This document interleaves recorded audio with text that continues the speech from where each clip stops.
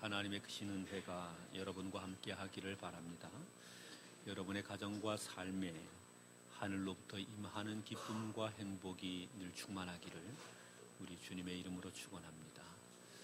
마이크 볼륨을 배는 올려줘야 될 것 같은데 소리가 거의 안 들립니다. 오늘 어버이 주일을 맞이해서 교회 안에 특별히 어버이들 마음 가운데 하나님이 채워주시는 행복이 있기를 원합니다. 우리 자녀들은 부모를 사랑하고 공경하며 또 그것을 통해 약속한 은혜의 충만함이 있기를 원합니다. 날씨가 참 좋습니다. 이 좋은 날씨에 교회로 오면서 여러분은 무슨 생각을 하셨습니까? 교회로 오는 동안에 마음에 많은 번민이 있었을 수도 있습니다. 조기 차를 타면 강원도로 갈 수 있는데 저 차를 올라타면 내가 지금 서해바다로 바로 갈 수 있는데 이 좋은 날씨에 교회를 가야 되나 뭐 이런 생각들도 있지 않았을까 싶습니다. 요즘은 아침에 출근을 하면서 가끔 그런 생각을 갖게 됩니다. 출근하는 동안에 요즘 미세먼지는 전보다 많이 줄어들었죠. 그래서 날씨가 참 맑고 바람이 시원함을 느낍니다. 걸어 올라오다가 오늘 같은 날은 좀 땡땡이 치고 싶다 그런 생각을 하게 되죠. 그래서 이런 날에 그냥 차 타고 저기 속초 바닷가 나가서 회 한 접시 먹으면서 좀 여유 있는 시간을 지내야 되는데 그런 생각도 해보게 되죠. 아마도 우리는 어딘가 미지의 세계를 좀 달려가고 싶은 그런 마음이 있는 것 같습니다. 특별히 날씨가 화창하게 좋든지 아니면 기분이 좋든지 이러면, 아니면 기분이 너무 슬퍼도 어딘가 그냥 막 한번 가보고 싶은 마음이 있는 것 같습니다. 옛 노래 가사에 인생은 나그네 길, 어디서 왔다가 어디로 가는가. 아마 우리는 나그네 인생을 살아서 그런가 봅니다. 끊임없이 어딘가를 좀 가보고 싶지요. 오늘 본문에 등장하고 있는 사도 바울이라는 분이 이런 이야기를 합니다. 나도 좀 어딘가 가보고 싶다 이렇게 이야기하죠. 우리 13절 말씀 같이 한번 읽어보겠습니다. 함께 읽습니다. 시작. 형제들아, 내가 여러 번 너희에게 가고자 한 것을 너희가 모르기를 원하지 아니하노니 이는 너희 중에서도 다른 이방인 중에서와 같이 열매를 맺게 하려 함이로되 지금까지 길이 막혔도다. 사도 바울이 내가 어딘가 가고 싶다는 이야기를 하죠. 바울이 로마에 있는 성도들에게 편지를 하면서 하는 말입니다. 내가 너희에게 여러 번 가고자 했었다. 그런데 내가 길이 막혀서 지금까지 가지 못했었다. 그런데 지금 내가 너희에게 가고자 하는 마음을 가지고 있다. 이렇게 말을 합니다. 바울은 로마에 있는 성도들에게 또 로마 지역에 가고 싶었던 것이죠. 바울이 로마에 가고자 했던 목적과 이유가 성경에 소개되어 있는데 그것은 이런 것입니다. 너희 가운데 열매를 맺게 하려는 것이다. 이렇게 말합니다. 11절 말씀에서는 어떤 신령한 은사를 너희에게 나누어 주어 너희를 견고하게 하려 합니다. 이렇게 말하고 있죠. 바울 사도는 로마 지역에 복음을 들고 가고 싶어 했습니다. 로마에 있는 성도들에게, 그리고 로마에서 아직 주님을 알지 못하는 사람들에게 그는 복음을 가지고 가고 싶었죠. 그리고 그들에게 복음을 전해주고 싶었습니다. 복음으로 말미암아 그들이 더욱 믿음이 견고한 사람이 되고 그 견고함을 통해서 풍성한 믿음의 열매, 은혜의 열매를 맺게 되는 것을 보고 싶었지요. 그리고 또 복음을 알지 못했던 사람들에게 이 복음의 소식을 전해 주어서 생명과 구원의 이 참 비밀을 알 수 있게 되기를 바울은 간절히 원했다는 것입니다. 바울이 이처럼 로마에 가고 싶었던 것은 단지 그런 이유뿐이었겠는가? 굳이 꼭 로마를 아니고 다른 곳을 가도 됐을 텐데, 이런 생각을 해볼 수 있습니다. 우리가 사도행전이라는 성경을 잘 읽어보면 사도 바울이 얼마나 많은 복음의 역사를 이루게 됐는지를 알 수 있습니다. 그는 소아시아 지역을 쭉 돌아다니면서 여러 지역에 교회를 세워 가게 됐습니다. 많은 예수 믿는 사람들이 일어나게 했지요. 소아시아를 뛰어넘어서 이제 유럽으로 건너오게 되고 그리스 지역에 이 헬라 지역을 거의 복음으로 증거하는 일에 아주 헌신하게 됐던 사람입니다. 소아시아는 물론이거니와 헬라 지역에까지도 그는 복음을 증거하면서 많은 사람들을 만나게 됐었죠. 그런데 이렇게 많은 사람들을 만나고 많은 지역을 다니게 됐던 바울이 거기에 머물러 있지 않고 내가 로마에 가고 싶다, 이렇게 이야기를 하는 것입니다. 로마에 가서 로마에 있는 사람들을 만나고 싶다, 그리고 그들에게 하나님의 복음을 전하고 싶다, 이렇게 이야기를 하죠. 제가 이 바울의 이 이야기를 묵상하면서 생각을 해봤습니다. 내가 한 지역에서 복음을 전하게 되고 그 지역의 복음을 전함으로 예수 믿는 사람들이 일어나게 되고 교회가 세워지게 됐다면 나는 그 지역을 떠나서 또 다른 곳에 가고 싶을까? 별로 그럴 것 같지가 않았습니다. 왜냐하면 한 지역에 가서 복음을 전하고 거기에 교회를 세우고 예수 믿는 사람들이 서가게 되면 그냥 거기에서 그분들과 더불어 평생 함께 살면서 목회하면서 그러면서 그분들과 교제하고 이제 내가 할 일은 여기까지다, 이렇게 끝내고 싶은 마음이 있을 것 같았습니다. 그래서 다른 곳에 무슨 복음을 더 전하러 나간다, 아이고 지금까지도 내가 고생을 했는데 여기에서 무슨 또 고생을 하겠다고 더 다른 지역을 가고자 하는 마음을 갖겠습니까? 그런 생각을 갖지 않을 것 같았습니다. 그런데 사도 바울은 지금까지 많은 교회들을 세웠습니다. 그런데 그 교회를 세우는 것이 쉽게 세운 교회가 단 한 군데도 없습니다. 물론 하나님께서 바울에게 엄청난 능력을 주셨기 때문에 그가 가는 곳마다 기적도 있었고 하나님의 복음의 권세도 있었고 성령의 역사들도 나타나게 됐기 때문에 하나님의 교회들이 잘 서가게 됐지만, 그러나 바울이 복음을 전하는 현장마다 쉬운 적은 한 번도 없었습니다.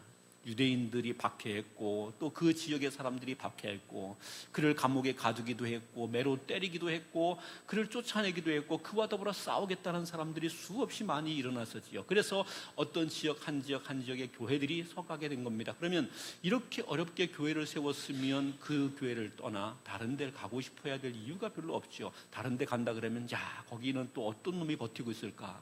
어떤 살벌한 놈이 나를 괴롭힐까? 이런 별의별 생각들이 다 있지 않겠습니까? 그래서 별로 가고 싶지 않을 것 같았습니다. 그런데 바울은 자신이 로마로 가고 싶어 했다, 로마로 가고자 했다, 이렇게 말합니다. 가고자 했지만 여러 번 길이 막혀서 못 갔는데 내가 너희에게 곧 가게 될 것이다. 이것이 로마서의 시작에 되어 있는 말입니다. 바울이 이 로마서를 쓰고 있던 지역이 어디였는가? 교회 학자들이 바울 서신들을 검토하면서 공통되게 이야기하는 것이 고린도라는 지역에서 이 로마서를 기록했다고 합니다. 고린도는 헬라 제국이 있는 지역입니다. 그렇기 때문에 그 고린도에서 로마로 넘어가는 것은 멀긴 멀지만 그렇게 너무 멀다, 이럴 정도는 아닌 거죠. 그래서 조금 마음을 먹으면 그냥 쉽게 넘어갈 수 있는 그런 정도였다, 이렇게 보여지죠.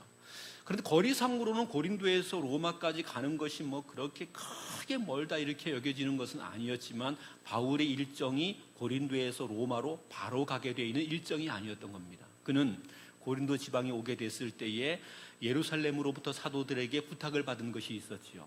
예루살렘 지역에 기근이 있었고 가뭄이 심해서 거기에 먹을 것이 없는 사람들이 많았습니다. 교회들이 그 가뭄과 가난 때문에 크게 어려움을 겪고 있었죠.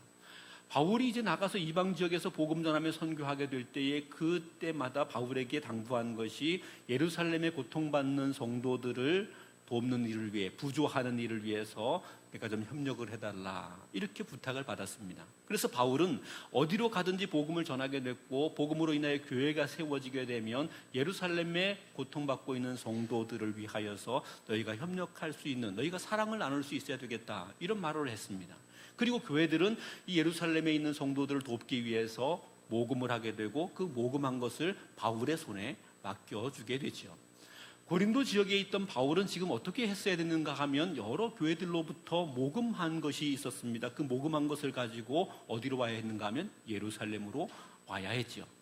예루살렘까지 오는 것도 보통 거리가 아닙니다. 그리고 예루살렘에서 다시 로마로 간다는 것은 더 끔찍한 일이었던 것이죠. 그런데 바울은 지금 예루살렘으로 가야 되는 자기의 일정이 있는데 로마로 가겠다고 하는 말을 하고 있는 거죠. 예루살렘으로 가게 되는 이 바울의 일정을 보면요, 바울이 전과 다르게 여유 있게 움직이지 않았습니다.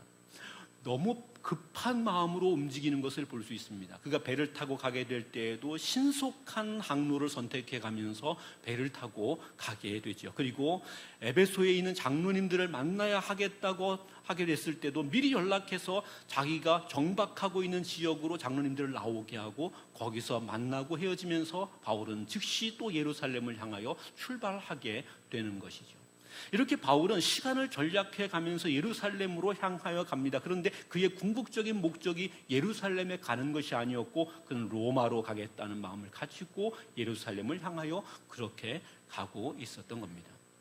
예루살렘 향해서 갈 때마다 가는 지역에서 성도들이 성령에 충만하여서 앞날의 일들을 계시를 받게 되는 예언자들이, 선지자들이 바울에 대한 이야기를 말합니다. 이 사람이 바울의 예루살렘에 들어가게 되면 결박을 당하게 될 것이라, 고통을 당하게 될 것이라, 감옥에 갇히게 될 것이라, 묶이게 될 것이라, 이런 이야기들을 합니다. 그런 이야기들을 하게 되면 사람들이 만류하지요. 하나님께서 성령으로 말미암아 당신에게 지금 당신이 예루살렘 들어가면 갇히게 됩니다. 잡히게 됩니다. 고통을 당하게 된다고 말합니다. 죽을지도 모른다고 말합니다. 그런데 왜 그리로 가려고 합니까? 가지 마십시오. 이렇게 이야기하죠.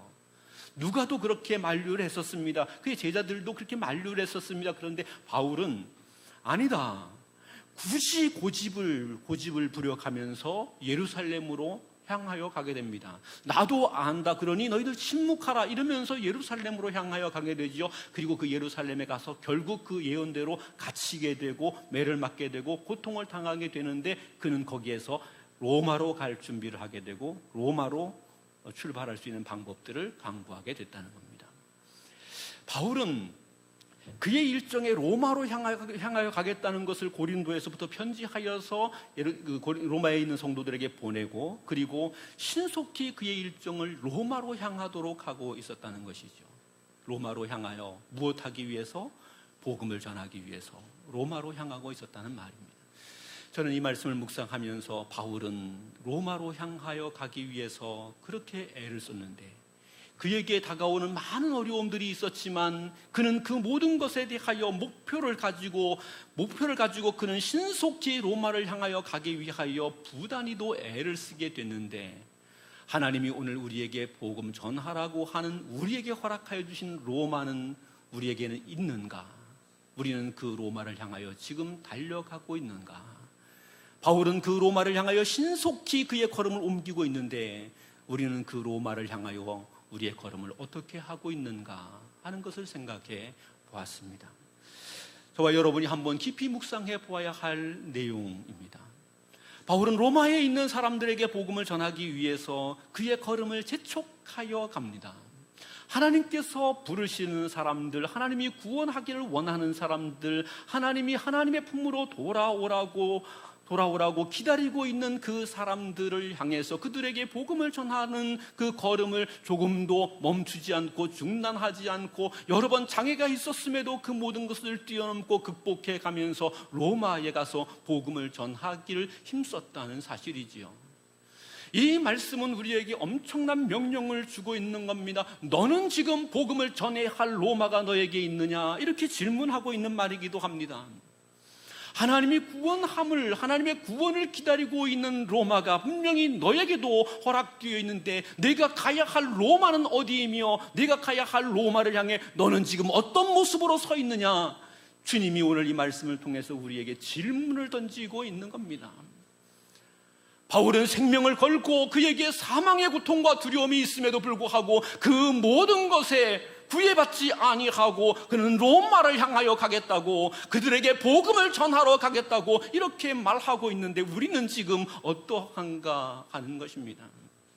그리스도 예수로 말미암아 구원함을 얻어 하나님의 백성 되었노라고 하는 이 놀라운 은혜의 기쁨을 가지고 감사하며 매일 순간순간마다 주님이 나를 사랑하신다고 나는 고백하고 있지만 정말 주님께서 우리에게 허락하여 주신 로마가 있는데 그 로마로 향하는 걸음은 우리에게 정말 있느냐고 하는 것입니다.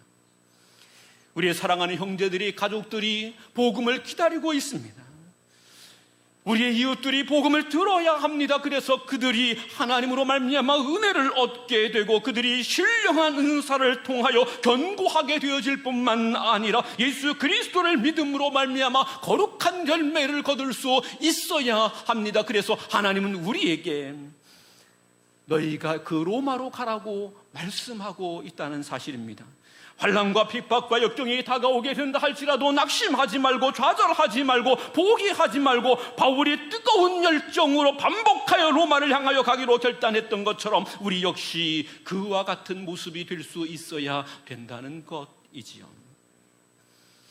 우리가 즐겨 부르는 찬송가 가사 가운데 이런 것이 있습니다. 부름받아 나선 이 몸 어디든지 가오리다.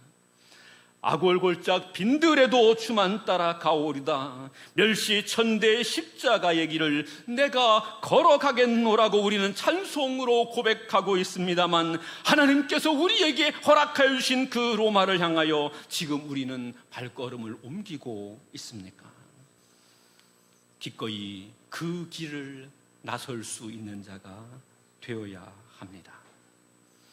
우리가 그 길을 기꺼이 나서게 될 때에 우리의 사랑하는 형제들이, 이웃들이 우리의 그 걸음을 통하여서 신령한 은사를 받게 되며 견고하여 풍성한 복음의 열매를 맺을 수 있게 되기 때문입니다. 사랑하는 성도 여러분, 여러분이 가야 할 로마는 어디입니까? 여러분은 그 로마를 향해서 어떻게 걸어가고 있습니까? 오늘 주님이 진지하게 물으실 때의 그 물음 앞에 여러분의 반응은 바울과 같은 것이 될 수 있기를 바랍니다. 오늘 본문에서 바울은 그 로마를 향하여 가겠다고 이야기하는데 그가 로마를 향하여 가게 되는 마음이 어떤 것인지를 본문이 잘 소개해주고 있습니다. 우리 14절과 15절 말씀을 같이 한번 보겠습니다. 14절 15절 같이 읽습니다. 시작. 헬라인이나 야만인이나 지혜 있는 자나 어리석은 자에게 다 내가 빚진 자라. 그러므로 나는 할 수 있는 대로 로마에 있는 너희에게도 복음 전하기를 원하노라. 아멘. 바울은 로마에 있는 사람들에게도 복음을 전하기를 힘쓴다고 말하죠. 그가 로마로 가는 길은 쉬운 길이 아니었습니다. 조금 전에 말씀드린 것처럼 엄청나게 어렵고도 긴 과정을 거쳐가야 합니다.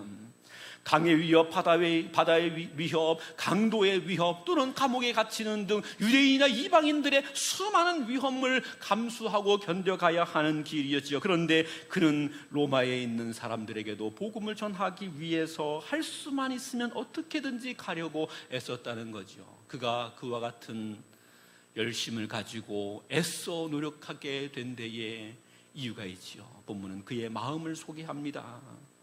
내가 다 빚진 자라. 내가 빚진 자라. 그들 모두에게 내가 빚진 자라. 헬라인이나 야만인이나 지혜 있는 자나 어리석은 자에게 내가 빚진 자라. 이렇게 말합니다. 바울이 무슨 빚을 졌겠습니까? 그는 아무런 빚을 진 사람이 아니죠.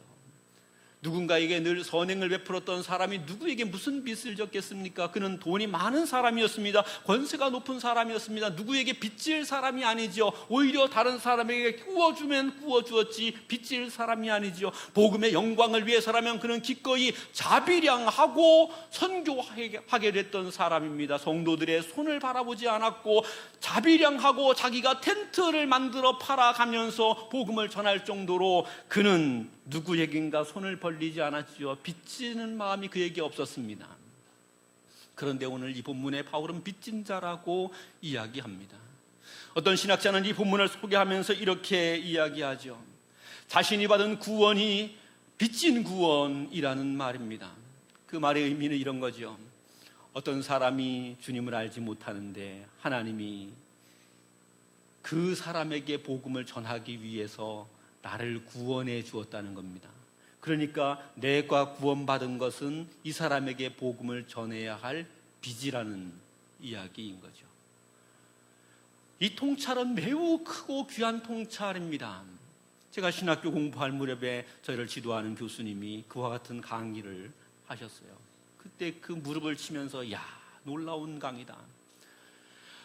우리가 하나님 앞에 구원을 받게 된 것은 그저 내가 무슨 업적이 있기 때문에, 내가 무슨 공로가 있기 때문에 주어진 것이 아니라 하나님의 은혜로 말미암아 나에게 구원이 주어지게 됐는데, 그 구원에 단 하나의 하나님이 허락하여 주신 사명과 명령이 있다는 거죠. 복음을 전하라. 주를 알지 못하는 사람에게 너도 가서 그들에게 생명을 나타내라.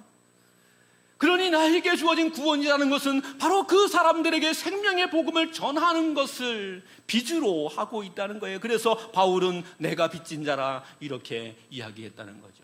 복음을 전하지 않으면 나는 빚쟁이라는 거예요. 그 사람에게 복음을 전하지 않으면 내 구원은 그 사람에게 여전히 빚져 있는 채 있다. 그 빚을 갚기 위해서 나는 그 사람에게 복음을 전해야 된다. 그런 말이라는 거죠. 그런데 이 본문의 의미는 조금 비약이 있는 것 같습니다. 아주 멋지고 우리를 감동시키는 통찰이지만 본문의 설명상 그런 내용들이 별로 없기 때문에 조금 비약이다 싶습니다. 그렇다면 바울이 오늘 이 본문을 통해서 내가 빚진 자라고 하는 말, 그 말의 의미는 무엇인가? 그 말의 의미를 잘 설명해 주는 것이 열왕기 하에 한 사건이 그것을 잘 소개해 주고 있습니다. 열왕기하 6장에서 8장까지 소개된 말씀은 아람 왕 벤하닷이라는 사람이 이스라엘을 침공해 왔습니다. 이스라엘의 모든 성을 다 점령하고 이제 유일하게 하나 남아있는 것, 사마리아 성 하나가 남아있는 거죠. 이 사마리아 성을 아람의 군대가 온통 둘러 포위를 하게 된 것이죠. 그러니 이 사마리아 성으로 통하는 모든 교통로가 다 차단이 된 겁니다. 모든 상업 도로가 다 차단이 된 것이지요. 그래서 이 사마리아 성 안으로 아무런 물자가 들어가지 않는 겁니다. 아무런 음식물이, 곡물이 들어가지 못하는 거죠. 그러니 성은 온전히 갇혀있는 가운데에 거기에서 고립되어 버리고 말았습니다. 성 안의 사람들, 그들이 가지고 있는 물자는 언젠가 동일하게 되어 있습니다. 그리고 이제 그 전쟁 때문에 이런 물자들이 더 이상 거래가 되지 않습니다. 그래서 시장마다 물건이 없는 것이죠. 아무리 많은 돈을 가지고 곡물을 사려고 해도 곡물이 없는 것이죠. 전 같으면 100원이면 살 수 있던 것 1,000원, 10,000원을 불러도 물자가 없는 겁니다. 돈이 아무리 많아도 물건을 살 수 없는 거죠. 먹을 것을 살 수 없는 지경이 된 것입니다. 부자도 가난한 사람들도 모두 굶어야 되는 신세가 됐죠. 그 가운데 가난한 사람은 더 심각했을 겁니다.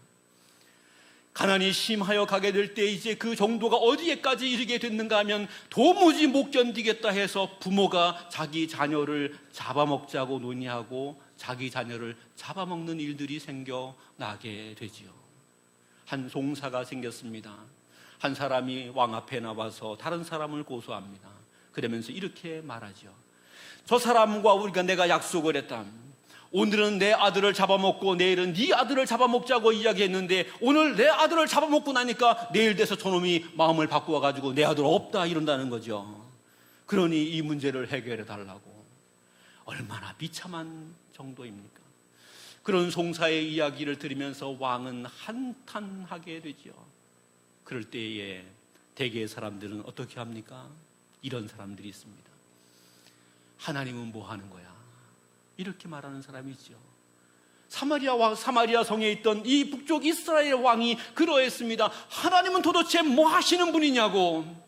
하나님이 살아계신다면 우리에게 이런 일이 어떻게 생길 수 있냐고. 우리가 하나님의 백성이라고 하는데 하나님이 살아계시면 이런 일은 있을 수 없는 것 아니냐, 이렇게 말하게 된 것이지요. 그리고 모든 책임은 다 하나님 탓이다 이렇게 말합니다. 그렇게 말하게 될 때 제일 먼저 생각나는 사람 누구죠? 이 땅에 있는 목사놈들부터 다 죽여. 그렇게 되는 거죠. 그래서 사마리아의 왕이 명령을 내립니다. 이 땅에 있는 선지자 가운데 대장 엘리사를 죽여버려. 그놈이 문제야. 그래서 군대를 보냈습니다. 엘리사에게 군대가 왔죠. 엘리사를 죽이려고 온 군대입니다. 그들 앞에서 엘리사가 하나님의 말씀을 전하게 되죠. 내일 이맘때가 되면 물가가 안정될 것이고 먹을 것이 부족함이 없을 것이다. 아니, 내일 이맘때가 되면 아무런 문제가 없다고 이야기를 합니다.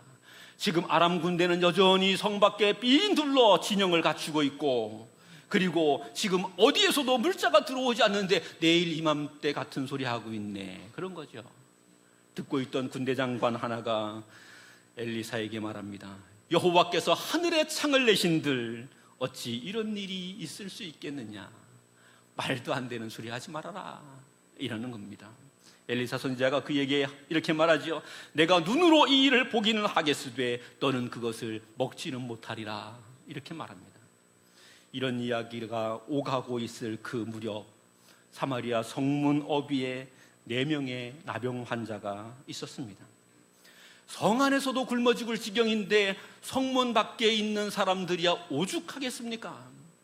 나병 환자들이라고 한다면 이들은 가난한 사람들입니다. 이들은 성 밖에 쫓겨나서 사는 사람들이지요. 그들은 무슨 농사를 짓고 살거나 무슨 상업을 할 수 있는 사람이 아닌 겁니다. 그들이 살아갈 수 있는 유일한 방법은 성 안에 있는 사람들에게 구걸하여 먹고 사는 것이 전부였던 것이지요. 구걸하러 가게 될 때에 그냥 구걸하면 사람들이 돈 잘 주고 먹을 거 잘 주느냐? 그렇지 않지요. 이 문둥병자가 왔다고 돌을 집어던지고 침을 뱉어가고 저주해가면서 쫓아내듯 하면서 먹을 것 간신히 던져주는 것, 그거 얻어먹고 사는 사람들이었습니다. 그런데 그 사람들이 성 밖에 있는 동안 배부를 까닭이 있겠습니까? 그들도 쫄쫄 굶었지요. 죽을 지경이 된 것입니다. 그 죽을 지경에 성 안에 들어가 봐야 거기도 먹을 것 없는데 들어가서 먹을 거 달라 그러면 맞아 죽기 십상이고 가만히 있어도 굶어 죽기 십상이고 에라 한 가지 살 길이 있다. 아람 군대에게 가서 구걸이나 해보자. 아람 군인들이 그냥 우리를 불쌍히 여겨서 먹을 것을 주면 우리가 살 것이고 아람 군인들이 이 문둥병자들이 왔다고 칼을 들어 죽이면 이래 죽나 저래 죽나 매한 가지 아니냐 이렇게 생각을 하고 4사람이 마음을 모아서 이제 이 아람 군대의 진영을 향하여 갑니다. 얼마나 떨었겠습니까? 바짝 쫄았죠. 죽을지 살지 모르고 가는 길이니까 바짝 쫄았죠. 아마 4명이 가면서 네가 먼저 가라, 네가 먼저 가라 이러면서 이제 가게 됐을 겁니다. 진영 앞에 이르렀는데 왜 경비가 하나도 없어요? 원래 군대는 앞에 가면 보초병이 제일 먼저 있게 돼 있잖아요. 보초병이 없는 거예요. 막사 안으로 진영 안으로 들어가 봤습니다. 막사는 통통 비어 있는 겁니다. 거기에 군인이라고는 하나도 보이지 않는 거죠. 눈을 씻고 봐도 아람 군병이 하나도 안 보이는 겁니다. 막사는 그대로 있습니다. 그 안에 보니 곡물들도 그대로 있습니다. 먹을 것도 넘치게 있습니다. 옷들도 많이 있습니다. 은근 보아도 그 가운데 가득히 있는 것이었습니다. 아니 이놈들은 다 이것 두고 어디 갔는가? 의문에 쌓이게 되지요. 성경은 그것에 대해 이렇게 설명합니다. 하나님께서 큰 마병의 소리를 아람 군대로 하여금 듣게 했다는 겁니다. 큰 군대의 소리를 듣게 했다는 거예요. 그러니까 큰 군대가 지금 몰려온다고 생각하게 되니 그 소리만을 들어도 너무 겁이 났던 거죠. 이 사람들이 걸음아 날 살려라 하고 그러고 도망가게 된 겁니다. 그때 급하게 도망가는데 뭘 챙겨갈 틈이 없이 그냥 도망가 버리고 말게 된 거죠. 그냥 걸음아 살려라. 그냥 빤스 입은 채로 도망간 겁니다. 신발도 제대로 못 신고 도망간 겁니다. 그러니 거기에 그냥 그대로 다 남아있는 거죠. 배고픈 사람들이 제일 먼저 하는 일이 뭡니까? 일단 먹어야죠. 금강산도 식후경인데 먹어야죠. 음식물 찾아가지고 허겁지겁 막 먹었습니다. 막 먹으면서 이제 배가 차오르는데 눈에 보이는 것이 뭐 있어요? 야, 아주 값비싼 옷이 보여. 저거 하나 가졌으면 좋겠다. 그리고 하나 챙기고 그걸 뒤지다 보니까 그 뒤에 보니까 숨어있는 보물들이 있어요. 금덩어리 같은 게 있어요. 그런 거 챙기고 이러면서 열심히 챙겼습니다. 다 챙겼죠. 배불리 먹었죠. 그리고 앞으로 우리가 먹고 살아야 되니까 곡식들도 한 다발씩 챙겼지요. 챙기고 이제 잘 먹었으면 졸리는 거 아닙니까? 자기들이 앉아서 편안히 앉아서 야 배부르다 그치? 야 오길 잘했어 이렇게 이야기하게 됐을 겁니다. 그런데 불현듯 사마리아 성 안에 있는 사람들이 생각나는 거죠. 먹을 것이 없어서 굶어 죽어가고 있는 사람들. 그래서 심지어 자기 자녀를 잡아먹자고 논의하고 자녀를 네 아들 먼저 먹고 그 다음에 내 아들 다 나중에 먹자 이럴 정도로 처참하게 되어 있는 사마리아 성을 생각하게 된 거죠. 그들이 이렇게 이야기합니다. 우리가 이렇게 해서는 안 되겠다. 오늘 이 아름다운 소식이 있는 날이거늘 우리가 침묵하고 있도다. 만일 밝은 아침까지 기다리면 하나님의 벌이 우리에게 미칠 것이다. 이제 떠나 왕궁에 가서 이 소식을 알리자. 이렇게 말하는 거죠. 그 풍성한 은혜를 받아 그 풍성한 것을 누리게 될 때에 그 사람들 마음에 이런 생각이 든 겁니다. 우리가 이것 먹고 이렇게 있다간 큰일 나겠다, 하나님의 벌을 받겠다 하는 생각이 든 거죠. 저 안에 굶어 죽어가는 사람들이 있는데 저 안에 굶어 죽어가는 사람들을 외면하게 된다면 이건 하나님의 벌 받을 일이라 하는 이 두려움에 사로잡히게 된 것이죠. 그 안에 사는 사람들은 어떤 사람들입니까? 이 문둥병자들하고 친했던 사람들 아닙니다. 너 문둥병자라고 성 안에 살 수 없다고 성 밖으로 쫓아냈던 사람들입니다. 한 번만 봐달라고 그랬는데 아주 그런 것에 대해서 매정하게 끊어버리며 너는 성 밖으로 나가라고 쫓아냈던 사람들입니다. 그리고 먹을 것을 찾아 구걸하러 오게 되면 이놈이 또 왔다고 돌멩이 집어던지며 쫓아냈던 사람들입니다. 그런데 그 사람들을 생각하면서 이들이 말합니다. 우리가 이 좋은 소식을 오늘 전하지 않으면 하나님의 벌이 우리 가운데 임할 것이다. 그러니 우리가 이 성에 들어가서 소식을 알려야 된다. 이렇게 말하죠. 여기에 이 문둥병자, 나병 환자의 마음이 빚진 자의 마음입니다. 바울의 빚진 자의 심정이 이런 것이죠. 그러면 오늘 우리는 이 말씀을 통하여 우리에게 이 빚진 자의 마음, 이 나병 환자의 마음이 있는가를 살펴보아야 합니다. 그리스도 예수로 말미암아 우리에게 주어진 하나님의 은혜와 사랑은 얼마나 크고 귀한 것입니까? 하나님이 하나밖에 없는 그의 아들 독생자를 보내심으로 죄와 저주와 사망 가운데 있는 우리들을 하나님의 자녀 삼아주시고 영광의 하나님 나라에 거할 수 있도록 인도해 주셨습니다. 우리가 죽어 영생하게 되는 것뿐만 아니라 이 땅을 살아가게 될 때에도 살아가는 삶의 순간순간마다 하나님은 나의 하나님이 되셔서 나의 선한 목자가 되셔서 내 길을 인도하고 내 길을 복되게 하고 어디로 가든지 나를 형통케 하시는 이 좋으신 하나님이십니다.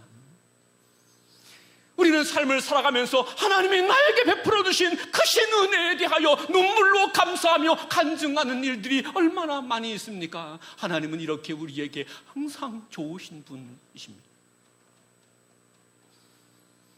감당할 수 없는 큰 은혜가 하나님으로부터 그리스도 예수로 말미암아 우리에게 주어지게 됐고, 우리는 그 사랑의 풍성함 속에 살아가고 있고 또 앞으로 영생을 누리게 될 사람입니다. 나는 이 큰 은혜를 받았는데 내 사랑하는 가족은 아직 복음을 모릅니다. 나는 이 큰 사랑을 받았는데 내 사랑하는 이웃은 아직 이 복음을 듣지 못했습니다. 나는 이 큰 은혜를 받았는데 나와 매일 얼굴을 마주치는 바로 저 사람은 그 사랑과 그 은혜를 모릅니다.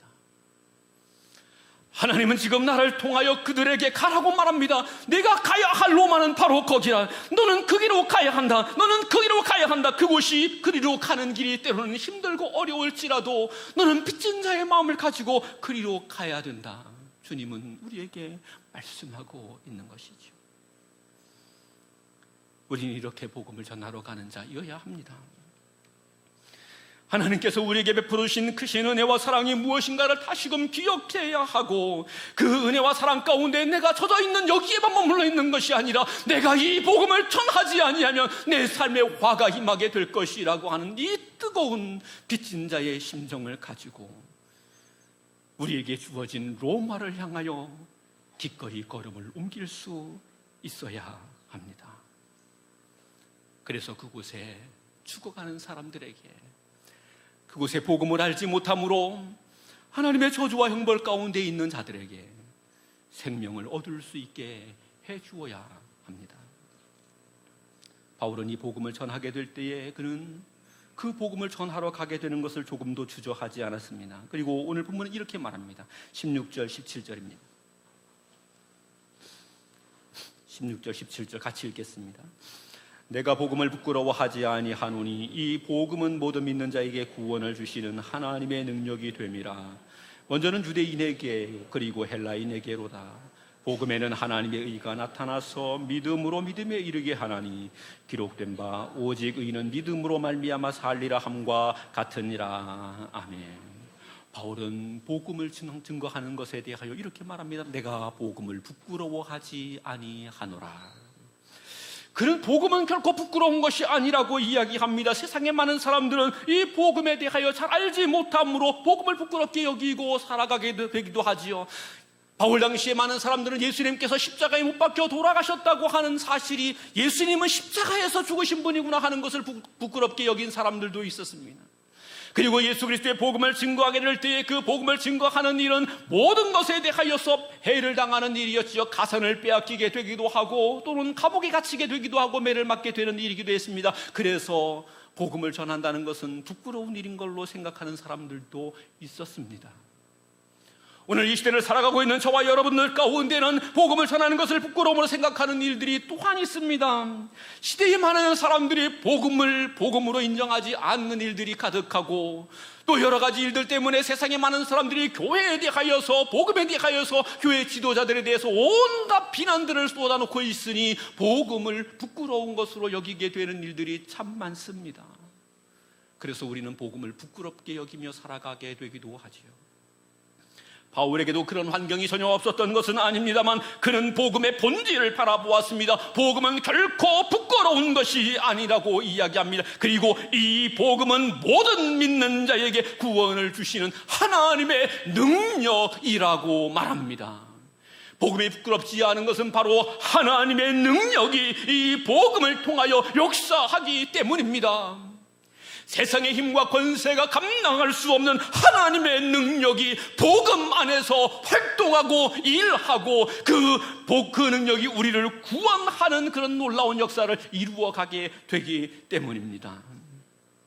그런데 오늘 이 말씀 가만히 읽어보면 이렇게 말하죠. 모든 믿는 자에게, 모든 사람에게 이 복음은 다 복이라는 것입니다. 돈이 많은 사람, 권세가 있는 사람에게는 복음이 필요 없다? 아니요, 그에게도 복음이 필요하다는 것이죠. 본문은 이렇게 이야기합니다. 오직 의인은 믿음으로 말미암아 살리라. 사람이 살게 되는 길이 어디에 있는가? 믿음으로만 살게 되는데 복음이 아니고서는 이 생명의 길을 얻을 수가 없다는 겁니다. 돈이 많은 사람도 권세가 많은 사람도 어떤 사람도 누구나 다 죽음의 문턱을 넘어야 하고 그 죽음의 심판을 맛보아야 합니다. 그때 누가 생명을 건질 수 있겠습니까?